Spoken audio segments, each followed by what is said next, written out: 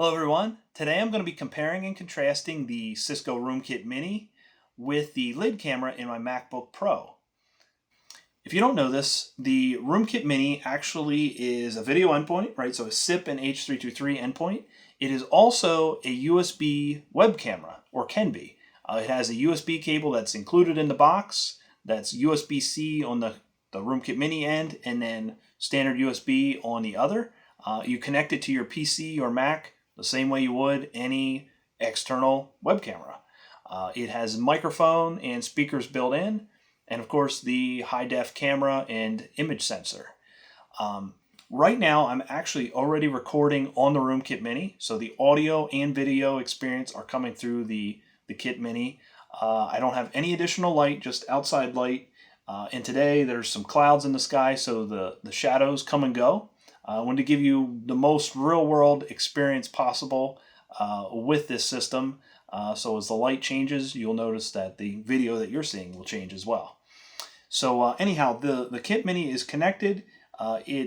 When it's connected to the laptop, it actually disables the calling functionality from a SIP and H.323 perspective, which makes sense. We're already using it in a call or have it purposed for something. On the Touch 10 itself, you will actually see a message to that effect.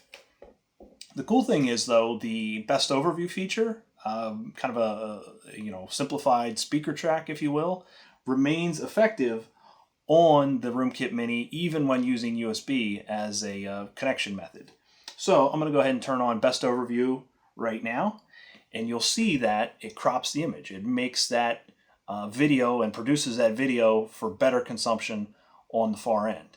The Roomkit Mini can be used with Skype for Business, Microsoft Meetings, Microsoft Teams, those platforms, GoToMeeting. Did I mention GoToMeeting? Whatever the platform is, because it's a web camera, right? It's directly connected to your PC. A lot of those services don't have SIP dial-in as an option. So Cisco video endpoints were precluded from connecting to those meetings. WebEx, of course, has SIP and H.323 connectivity options pretty much by default at this point, but not everyone does. So with that being said, let's go ahead and jump over to the lid camera in the laptop and take a look at how that looks from an image quality perspective and kind of compare and contrast the two. All right, so I've moved the recording over to the lid camera in the MacBook, and image quality is pretty decent. You will notice the perspective is different because the Roomkit Mini was actually mounted up under a display.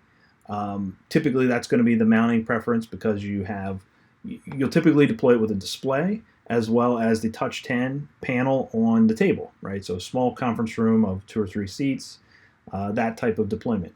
With a laptop lid camera, it's fixed position, right? Sometimes people will elevate the laptop, so on and so forth. 98% of the times it's going to be on the desk. You can hear the audio difference, should still be fairly decent, right? The MacBooks have come a long way, right? The camera really is only a fraction of an inch thick. The lens is very small, but despite all of that, you still get a decent image picture and audio experience. Roomkit Mini versus lid camera, right? Obviously, to lug a Roomkit Mini with you is some extra overhead, so you're probably only going to use it in a space where you have, it's fixed, it's set up, it's ready to go. Whereas a lid camera you can take with you on the fly, obviously by default. A lot of times I'll get questions about the Roomkit Mini. Does it need drivers? Does it need any other special type of configuration? The answer, at least in all of my experience, is no, it does not. You plug it in like any other USB device and it shows up. In the actual drop down for camera selection and audio selection in the different applications you might use, WebEx or whatever, it's just one of the camera options and one of the audio options. I'm actually recording this with QuickTime Player. It's a drop down there as well, right? WebEx Roomkit Mini is what it indicates. Now that breaks the sound or the audio and the video separately. You could use the internal mic with the Roomkit Mini. The Roomkit Mini will do a great job for you on audio as well, so no major reason to change it, in my opinion.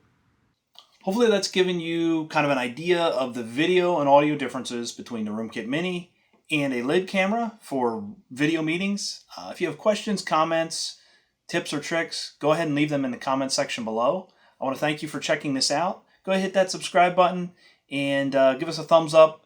Stay tuned for the latest content, and I want to thank you for watching. We'll see you again soon.